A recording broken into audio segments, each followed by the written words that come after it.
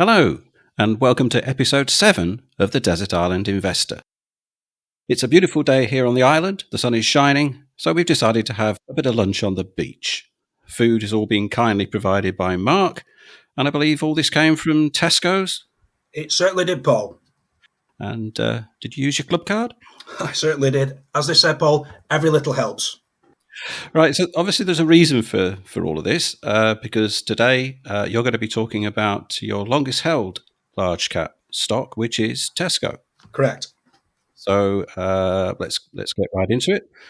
Start with the financials. What are the stats for Tesco? Yeah, right. Well, just some bare statistics. It's the largest company we've spoken about so far, which has got a market capitalisation of 19 billion. It's got a PE of 12, and the dividend yield is 4.1%. And it's got the ticker symbol TSCO. And this was first listed way back, 1947? Yeah, just after the Second World War. But it was started back in 1919 by the founder Jack Cohen in Hackney. The proceeds from what he received from the end of the First World War. And the turnover on his first day was £4, and he made a profit of £1. So I'm sure Tesco would enjoy having those margins today. And the name Tesco was derived from a brand of tea was selling, which was the initials of Thomas Edward Stockwell. And then he just took the co from Cohen. So that's the start of the business. In 1929, he opened his first store. In 1934, he built his first warehouse. As you said, Paul, 1947, floated on the LSE. So that's quite a bit of progress. And then in 1948, the first self-service store was opened. And in 1959, the first supermarket. So this was a trend that we'd seen emanating from the United States. There's a lot of things that we've seen. It starts in the States and it comes across the Atlantic, and we're some little time behind that. So after that, it's already been going quite well, but it went into a period of more aggressive expansion over the decades. And in 1995, Tesco overtook Sainsbury's as the number one grocer, and Sainsbury had a 50-year start. So that's an impressive catch up, and it's been number one since. And it's been out on its own. They've also expanded into Central Europe, Ireland, Thailand, and Malaysia, which they sold. The Thai and Malaysian business, which they sold in 2020. We'll get onto that a little bit later on. And they introduced the club card, the juggernaut that is club card. In 2002, they bought One Stop, and more recently, they took over or merged with the wholesaler Booker. So, with any business that's been around for a period of time, there's some hiccups along the way. And there have been some abandoned projects. When you become a mature business and you're trying to find out where do you go for growth, well, they tried the United States, and like a lot of businesses, that backfired. It's been a graveyard for a few British businesses. They launched a brand called Fresh and Easy back in 2007, and they exited that back in 2013. Then they've tried the Dobbies Garden Centre, Giraffe, which is a restaurant chain, Harris and Hoole, which was a coffee chain, and they've even tried Jack's, which was a discount chain. And that was to take on what we call the discounters. Predominantly when we talk about those, we're talking about Aldi and Lidl. So in more recent times, they've become more of a concentrating on back to basics, going back to food. And there's been a couple of recent bolt-on acquisitions like Paper Chase. I was down at Battersea Power Station back in March, and they had a paper chase there, and I was just looking at the expense of what's involved in selling, gift wrap and stationery and stuff like that. Well, for Tesco, all they need to do is put some paper chase materials next to the cards and the gift wrap that they've got there. That's a bolt on, and they've I think last year or the year before they've bought a chain in the Republic of Ireland called Joyce's. That's just 10 supermarkets, which they've badged up as Tesco now. So, that all makes sense. Something that can just add on quite easily. And then one thing that hung over them a little bit was the 2014 accounting scandal, where they overstated the profits by 250 million, and people still talk about that today, as it's in recent times. But that's that was 10 years ago. And then Something that was quite interesting back a couple of years when Dave Lewis was the outgoing CEO. His bonus scheme was changed in that in order to it looks as though in order to that he hit his bonus before exiting in the business. The Ocado was removed from the statistics. So they said, well, that's not a like for like. So that meant that he left with his bonus. That was voted down by the shareholders, but that vote was deemed only advisory. They're only the people who own the business, Paul. So yeah, what's it got to do with them? yeah. So that was something that I'm sure that's the kind of territory that we could talk about in greater depth on another podcast. So that's a little bit of the backstory on the history of some of the good and some of the bad. But you've got to look at it and say over its history, Paul. We've talked about a few of the things that have gone wrong, but it's been a success story. And you put your trust in Tesco quite a long time ago. Yeah, as you said, it's my longest held stock. I first purchased this back in 2005, and my purchase price was £3.13.7. And the eagle-eyed or eagle-eared listeners out there will be aware that is it's higher than the price today, which is I think about 264.5 as we're recording today, Paul. So that was. We'll get on to why I think this is a valuable stock to have in my portfolio. This is how I see it. But if we just go into more recent times, I've added back in 2020. If you can remember, we were still very much into the depths of COVID then, Paul. I'm always fully invested, regardless of what's gone on. I'm always, at the top of the market, what we buy at the bottom of the market. I don't know them at the time, but I'm constantly, reinvesting. I generally deal once a month. Very occasionally, it's a sell. 90% of the time, I'm adding to existing holdings. And in May 2020, I paid 234. June was 231. October 213, and November was 207. So part of the reason for that was, well, it was the most secure place I could think of at the time. If you think about what was happening to life back then, it was everything was turned upside down, and so it fell. But broadly, this was a business that was largely unaffected. In that, other than people had to stand 2 yards away from one another, and there's some plastic screens put up. When you think about that, things like hospitality were closed. Where do we have to go for our calories? We had to go to the supermarket. And how could you you couldn't treat yourself by going out, so people were buying that bottle of wine or that ribeye steak or what have you. So as a result of that, Tesco was largely unaffected. And quite interestingly, this is forgotten. People always seem to hit the big player in the market. But they got business rate relief of 585 million, and they volunteered to pay that back, which there was no legal requirement for them to do so. And that prompted the rest of, or the majority of the other supermarkets. I think they must have been, why have you done that? We have to do the same now. So that was repaid. And partly why I invested at that time is that, as I mentioned just before, the Thai and the Malaysian businesses were sold for 5 billion, and Tesco announced a special dividend of, I think it was about 50 pence, nearly 51 pence, 50.93, I think it was.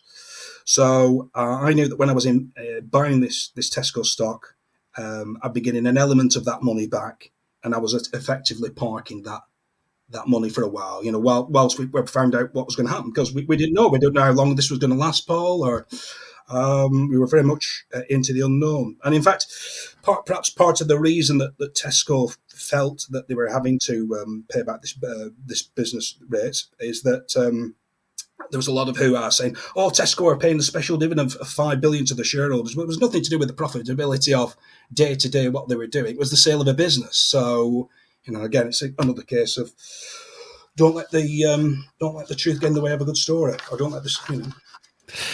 Okay, so the purpose of this episode is to discuss some of the key investment arguments, and there are a number of reasons you chose Tesco over and above other supermarkets, but you have grouped them into 5 categories for us. And I assume that these categories could be applied to analysing any similar food retailer stock. Yeah, I would imagine so.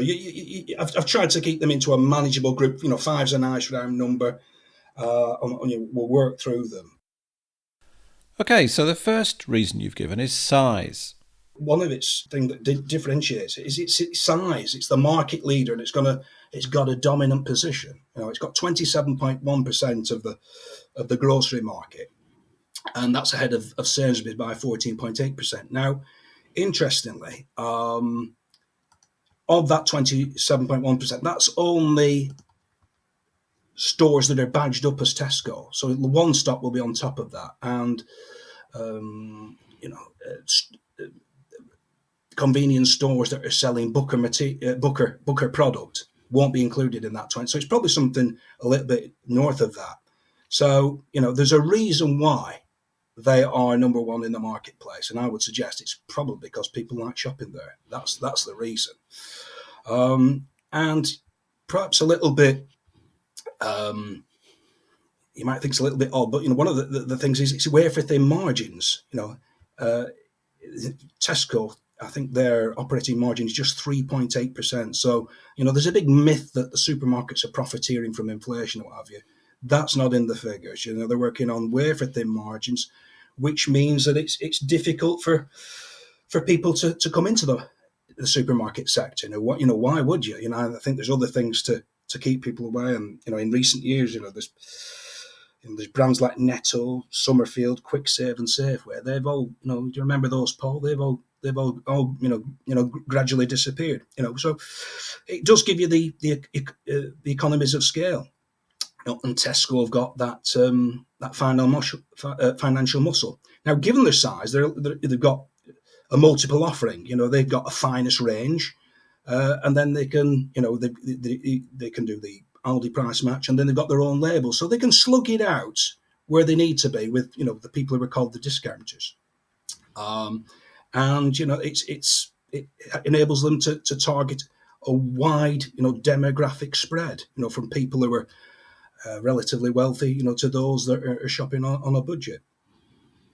So, and as well, they've got, as I said, the multiple channels. We've got One Stop, we've got the Tesco Express, and then we've got the Booker acquisition. That's it's a wholesale, it's a cash and carry, and it's supplying independent stores and hospitality. So again, some of the calories that we might be eating in our local restaurant, Paul, have come from the Tesco family.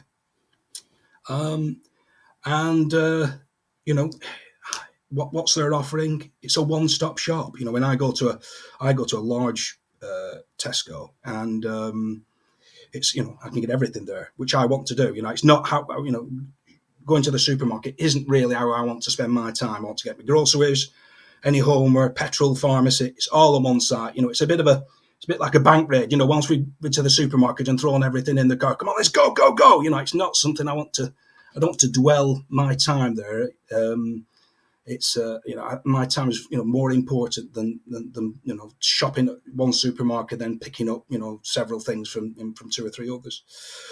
And then you've got the power of Club Card that we mentioned, and really is a phenomenon, because Tesco have got over 20 million households are Club Card users, are signed up to Club Card. 21 million. There's 14 million got the app. And I had a Google earlier on, and I believe there's just 28 million households. So 3 out of 4 households have got access to Club Card. Do you have a Club Card, Paul? I do. Yeah. I have a Club Card on a little keyring thing, which I use. And yes, it is very good. And there are some, you have to be a bit careful in Tesco's because they have these kind of yellow stickers, and they're the Club Card price. And they are very eye-catching. So if you haven't got a Club Card, you can be in for a surprise at the checkout.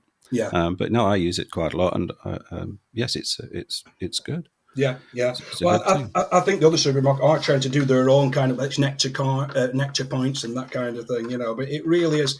Now, some people get a bit squiffy about Club Card because, they're gathering data on me, and Well, who isn't? yeah. I mean, I think a lot of these people are the ones that walk around with tinfoil on their head. I mean, if I've been to Tesco and they'll be able to ascertain that I've recently moved across to decaffeinated coffee, or through the socks that I bought on a size 9, or I've actually bought some hemorrhoid ointment. I don't know what the Russians or the Chinese are going to make out of that, Paul. It's I'm not overly bothered about that data that they have on me. I think that's alternative data, isn't it? That is more for the stock market, isn't it? Really, to find Yeah, out yeah, find out what you're doing. They use that, crunch those numbers. yeah. So just on size, it's the largest employer, the longest private employer in the UK. 345,000 employees they've got. They've got 3,712 stores. That's in the UK, and including the Republic of Ireland, Czech Republic, Slovakia, and Hungary. I think I've written down here 4,859. So it's a big concern. It's a big concern. So that's the kind of size element. That's the size element. Okay, so size, number one. Number two, I have here basic human requirement. Yeah. If you look at, we're human beings. Food is a very, very basic requirement, isn't it? We found out what really mattered again during COVID, didn't we? And it's food, shelter, and warmth. It's no different to when we were cavemen, Paul. And even down to things like pharmacy, or medicines, or pharmaceutical products. In the short term, we could probably live without a lot of those. Let's see how long we could keep going without food. It would soon sort things out. And it's not a cyclical business. We need to be fed the same, every day, whether we're in a good mood or a bad mood, or whether we're working or not. We need to fuel ourselves. And also against that is a growing UK population.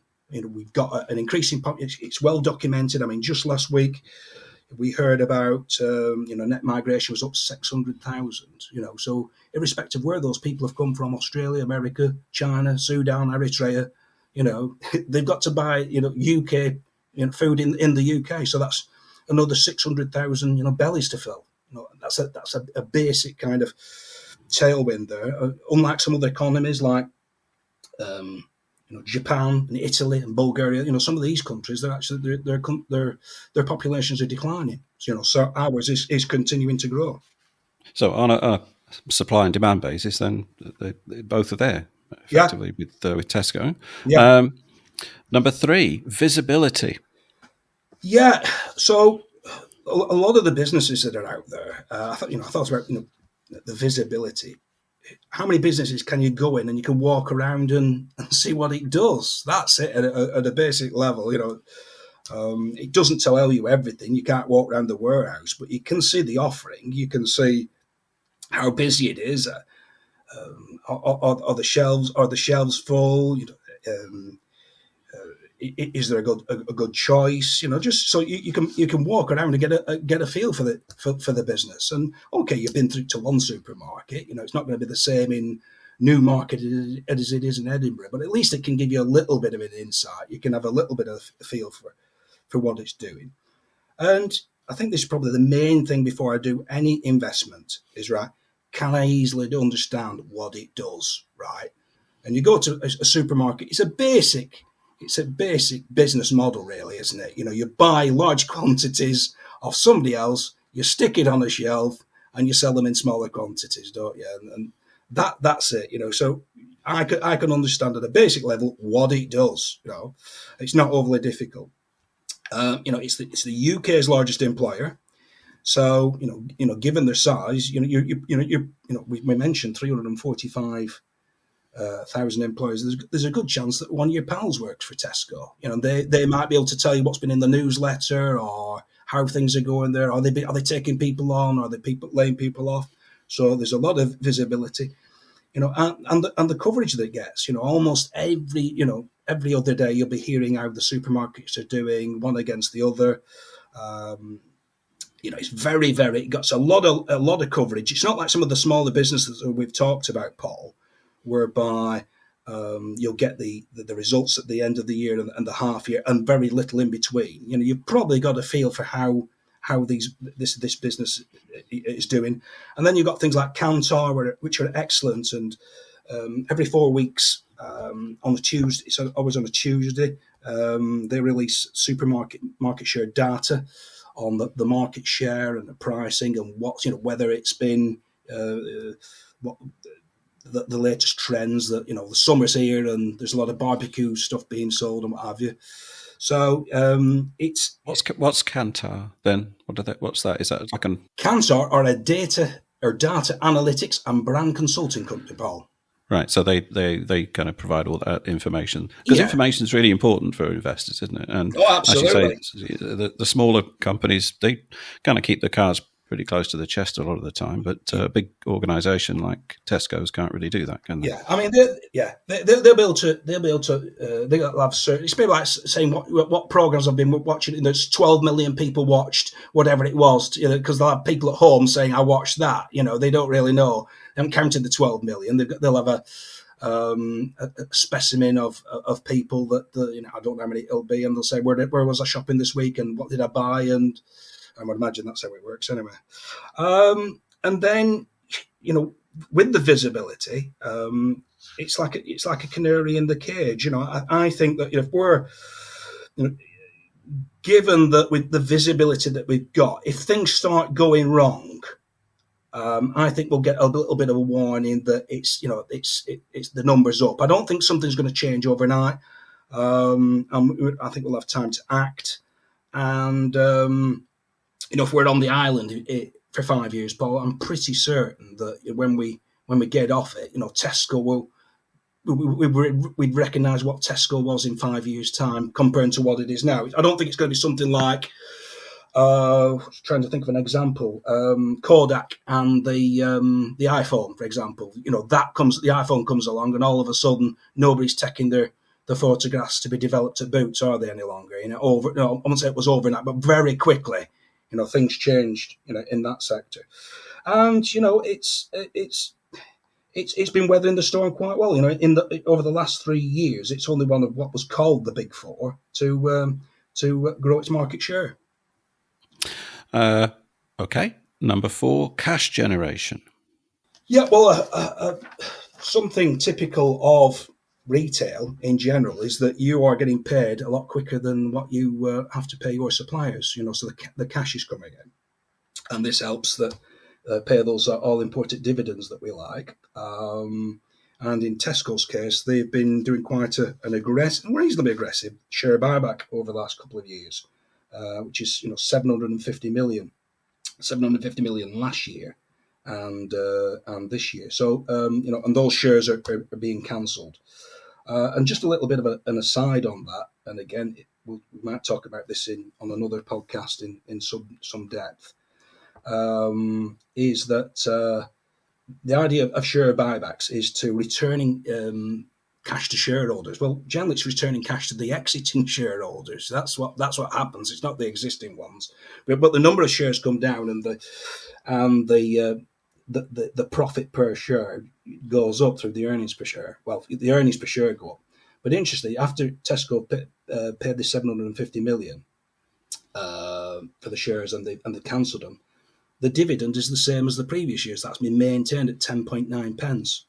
So in total dividends that they've paid out, they've actually paid out less money because they've been paying that 10.9p to less shares. So you could argue, well, would they have been better off buying back the shares or just increasing the dividend? That's but there's always arguments for and against. But that when you look at that, the 750 million against the market capitalisation, that's I think what was it, 20 billion. That's 3.75% of the equities being cancelled. Okay, and number 5, my favourite indicator, competition. Yeah, Paul. Well, I mentioned perhaps a couple of them, but we could mention that some have disappeared. But I do think the competition is quite vulnerable in different ways. we look at Sainsbury's, their offering, so they've also got Argos and Habitat. I tend to think that those are a little bit of a distraction. So I'd rather just concentrating on food personally. Things like furniture or whatever it is. That's more of a discretionary spend. And then if you look at the next two behind those, Asda, they've got 13.9%, and Morrison's 8.7%. That they've recently taken on a lot of debt. Now that needs servicing, Paul. That debt needs servicing at some stage. And it's just been in the news last couple of days that I think the Issa brothers that own Asda, they're looking to restructure and bring it in with the Eurogarages side, but that's not going to go away. You can slice it up a different way and repackage it, but that debt is there.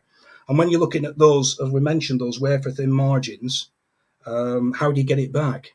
That's the thing. And how do you work it? And we've got inflation and interest rates going up, so that's going to be, I think, an invisible boulder that's on the shoulders. After that, okay, they've been gaining market share, Aldi and Lidl. But it doesn't seem to have been at Tesco's expense. But we don't know when are we going to reach peak discounter, Paul? Or are they going to morph into something else? Are they going to become more of a traditional supermarket? I don't know. I believe in Germany they are out and out discounters, so that's the business model. They seem to be taking quite a bit of market share from Morrison's. But let's see on that. And then you've got players like Ocado. It seems like a nice idea, but they're losing money hand over fist. Waitrose, they're owned by their employees. They're owned by the John Lewis, or part of the John Lewis group. They seem to be struggling.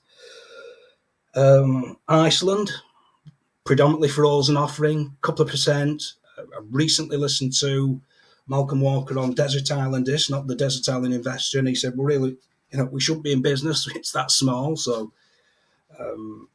they might get squeezed." And that's not a good comment, really, is it? Well, I think it's actually I think the host of Desert Island said you've said in the past that you shouldn't really exist, but it was still a good 40-minute spent. And then you got the co-op thrown in there as well, which they've got about, I think, 5% of the market, something like that. It's mainly convenience. They keep bobbing around, So I think when I look at all those, I do think that personally, I think Tesco have got the strongest offering, the broadest offering. If you wanted to look at the UK supermarket sector and you wanted some exposure to it, well, that has been diminished. Because back in 1999, Asda was still listed, so we're going back, 20 plus years, but that was bought out by Walmart, so that disappeared. So Morrison's got bought out in 2021; they're delisted. So really, where do you go for exposure to the UK supermarket sector? When Morrison's disappeared, I was actually it hasn't disappeared, but it was delisted. I thought, well, that might help Tesco a little bit because some of their shareholders might then gravitate to Tesco, and that might be an element of support. But you're looking at Tesco and Sainsbury's, and what's behind that? Is it Ocado? So and who's to say that somebody else might like those? Some private equity might like, Sainsbury's or Tesco themselves, and then it's private equity. They seem to like these consistent incomes that they have, and then it's down to the whoever's left is going to be the only game in town. So it's a diminished marketplace.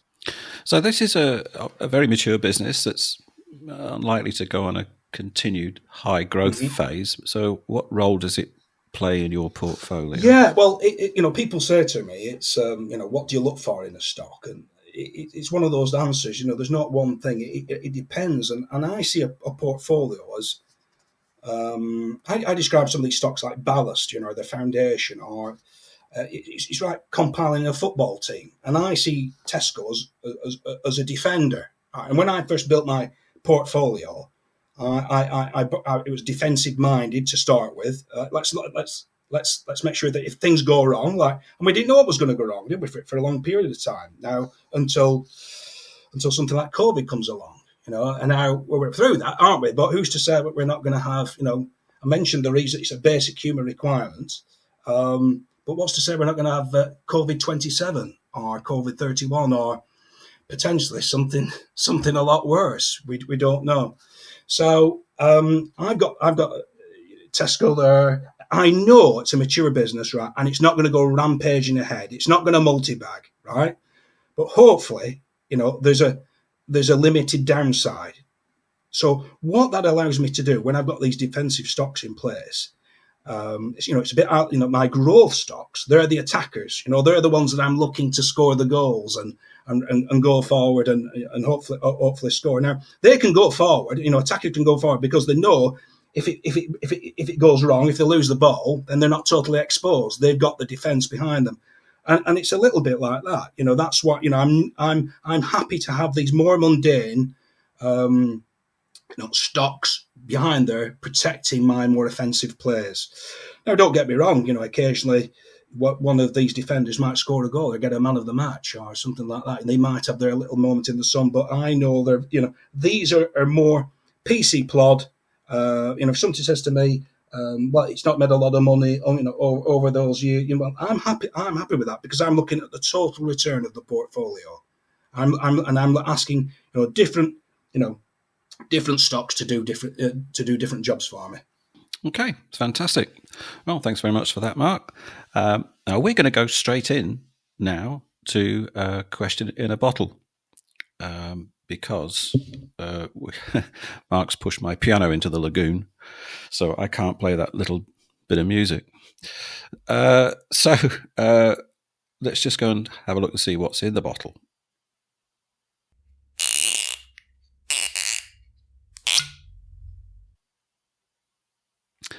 All right. And this episode, we have a question from Nathan Sturgess. And Nathan asks, I have a question for Mark. I also have an idea who may come up, but there may be some surprises. Who are the investors he looks up to, and whose books on the subject are worth paying attention to? Right. Thanks, Nathan. Another friend of the podcast. I thought for this, rather than trying to go for something obscure and left field on the people, I might go for a little bit left field on one of the books. But I'd talk about three of what you might call the usual suspects, right? And the first one is really not good to surprise you, and that's Mr. Warren Buffett.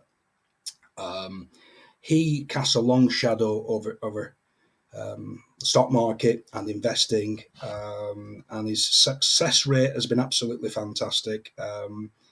He's been at it a long time, and I don't want to rubbish any of his achievements, but he's 92, I think, and he's still been at it.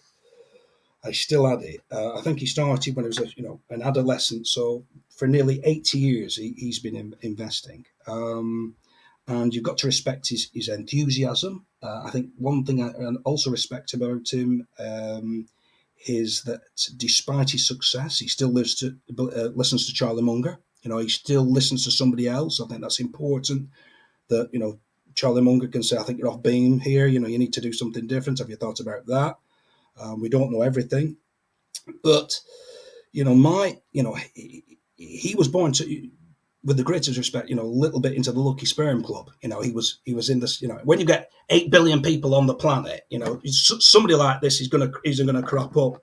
And I think his father was a congressman. He was an investor and a businessman himself. So he did have a start. He did have a start on, and he's acknowledged that. He has acknowledged that. But for me, I think this interest that he's got has been all consuming, and he's enjoyed it. He's loved every day, what he enjoys doing, and this is for him, But I think he lives a very narrow world and a very narrow life. And from what I believe, I've not met him. I've read several books about him, but I don't think he always had a lot of time for his family, for example, or other interests, And I think he, outside of investing, what does he do? And I think he plays the ukulele and bridge, to a modest degree. So when you look at, in order to be at the top at anything in life now, in order to be number one, it's a bit like Bobby Fischer at chess. It's almost to the exclusion of everything else. Bobby Fischer was a fantastic chess player, but outside of that, his life was chaos. So that's it. Great investor. Would I like to live his life? No, really. Because I want a more balanced life than that. So number two, one of our own, somebody we've mentioned before, Terry Smith, and he came from a modest background. I think his father was a lorry driver, went to grammar school and then Cardiff University. But he seems to have been pretty successful, throughout his life, wherever he's gone. And, he's still active in investing. I think he's about 70, something like that. But he seems to be somebody who's got a bit more of a rounded life, more of a, interests outside of investing. I think he's interested in boxing, I think, cycling.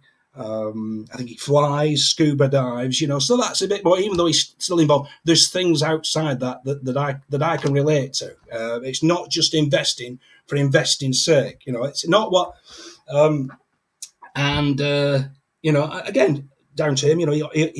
He always gives credit to his number two, Julian Robbins. He's very, very generous in that, and the wider people in the Fundsmith team. And again, I think he's somebody that's been true to himself. I think he's done things his way, and he's been very, very successful. I think he's not blunt, but he's direct. And he has a way of putting things across. And I think he also has a very good life for himself. And then third, the third person is Peter Lynch, and he ran the Magellan Fund for 13 years. This is somebody who, I think his father died when he was 10. In order to help his mother out, he started caddying at the local golf course. I don't think he was any kind of affluent background. But, over the 13 years, he averaged this 29.2%, and the one thing that he did that I really admire is that when he got to the age of 46, he just said, "That's it. I've had enough. I'm retiring. I'm going to do something else. I've amassed enough wealth, right? And I want to do something else with the rest of my life." And I think absolutely well done to him. If you think when he finished at 46, that's half the age. It's exactly half the age that Warren Buffett is now. And I think that life, for me personally, it's all about balance. I think they're all excellent communicators, and they've all got a very clear strategy of what they're trying to do. And I think whatever you're trying to, when you are an investor, whatever strategies can be different, but just know what your strategy is. So on to the books. I'm going to go with one that there's three here. I'm just going to blow a bit of sand off them, Paul. So the first one, it's a well-known book. I mentioned Peter Lynch, and people mention it, for good reason. It is a very, very good book, and it's called One Up on Wall Street. And the rider to that is how to use what you already know to make money in the market, right? And it's not a difficult, but you don't have to be an investor. It's not, your head's not going to be hurting afterwards. It's very easy to digest. It's a good read. And he points out really that it's not like, the Wizard of Oz where this person's behind the curtain. He lays bare that really it's very, very simple. You don't have to have a degree in economics to be an investor. After that, there's a second book also by Peter Lynch, Learn to Earn, a beginner's guide to the basics of investing and business. And, this is more directed at younger people. There's no reason why you have to be 25, 30, 40. You can start at school, but if you've got an intrigue and a thirst for knowledge and you're interested in the stock market, this is a little bit more, and adults can read this one as well. It's, but it's a start point. It's another good book by Peter Lynch. And then I thought, just to be a little bit different, just a little bit from like I said, from left field earlier on, I thought I'd choose somebody who's not an investor, and it's a work of fiction, and it's a story that 99% of people listening will be familiar with. And it's A Christmas Carol by Charles Dickens. And the reason I say this, if nobody's ever, I know people have watched the films and on television, but if you've never read it, read it, because it really is an excellent book. It doesn't have to be read at Christmas. But it gives a salutary lesson about, what money is for, mentioned about, balance and what have you. And we have this character Ebenezer Scrooge, who is he's just seduced by avarice over the years, and Jacob Marley says to him that when he introduces himself, I wear the chains I forged in life. And I find that with a lot of investors, if we start young, I started when I was 18, and the habit of investing and saving and building and building and building, it can become that ingrained. You can forget that ultimately it's there to be enjoyed, right? And there's two journeys that you need to go on: the building up of the wealth, and then the understanding of, in my opinion, what it's used for. So, I think there's a lot to learn from that. And as much as I enjoy this, Paul, as much as I enjoy investing in the stock market and researching things, it's not earning the money. It's not building up the wealth for its own sake and seeing a number on the screen grow better. It's what it provides me, and it's the freedoms that it gives me. It's the opportunity to winter in nicer climates. Instead of I could stay at home and watch the rain batter up against the window and watch the wealth grow up. But I prefer to use that, and I meet a number of investors, and if they're not careful, they make a prison for themselves, because the wealth that they build becomes a sacred a trust that can't be touched. So, my message would be, just, don't fall into the trap of just, building your number up on a screen. Enjoy it. Well, thank you very much. Obviously, I'm very pleased the fact you've spent some of it on lunch today for a change. And Nathan, I hope that answers your question.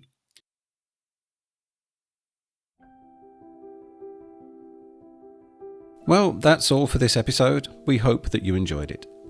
Please remember the content is for information only and it is not financial advice. If you would like to pop a question into a bottle for Mark, just post your question in the comments and hopefully it'll reach the island in time for the next episode. Thanks again for listening. See you next time.